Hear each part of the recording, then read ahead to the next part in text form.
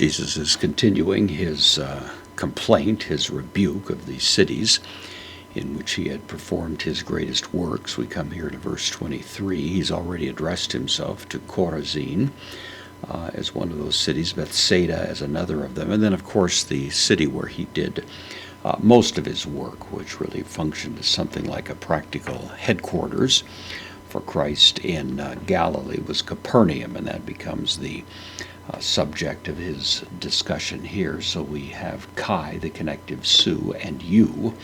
This is the second person nominative or vocative case here, and you, Capharnaum, Capernaum, which again could be the nominative or the vocative. Really, vocative makes more sense. So, and you, Capernaum, saving now this most severe censure for this city.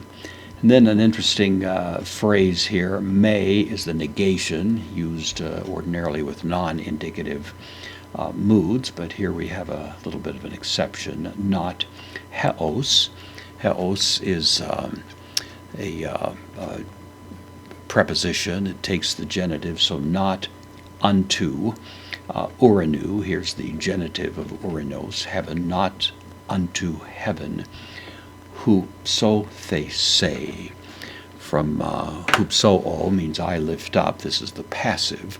So this is the second person singular, future passive indicative. So not unto heaven you would be lifted up, or you will be lifted up. It, of course, is idiomatically has the idea of, do you think you'll be lifted up into heaven, or you expect to be, or is it not the case that you're lifted up to heaven? There's a variety of ways the statement can be construed, but the whole idea is that there seemed to be a kind of pride in Capernaum with respect to their privileges. These may have been simply privileges of the prominence the town had throughout its history. It may have been really pride in the fact that Christ spent his time there.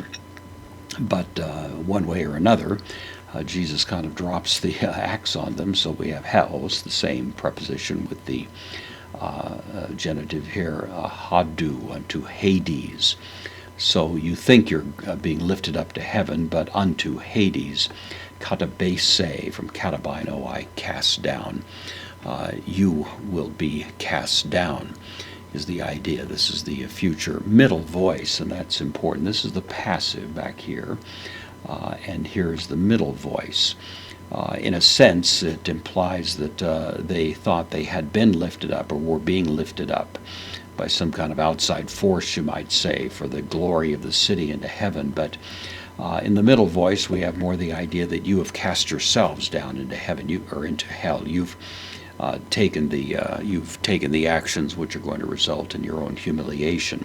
Subtlety, but it may be something like that is going on. And then he continues in the same way that he had earlier. Hoti, conjunction means because, if, normally used with the indicative, but it can impliedly bring with it a little bit of the subjunctive, and we have a hint of that way down here. So, because if in Sodomois, in Sodom, in the plural here, which is not unusual. Sometimes Jerusalem is referred to in the plural. It's idiomatic in Greek. It is giving a little bit of weight to the importance of the city, but it's somewhat subtle, of course, never translated. Because if in Sodom, egenethesan, from genomai, egenethesan is third person plural, aorist, passive indicative. If in Sodom had been performed, it's genomai, I become. The passive here, of course, because it's a deponent verb, so it still has an active meaning.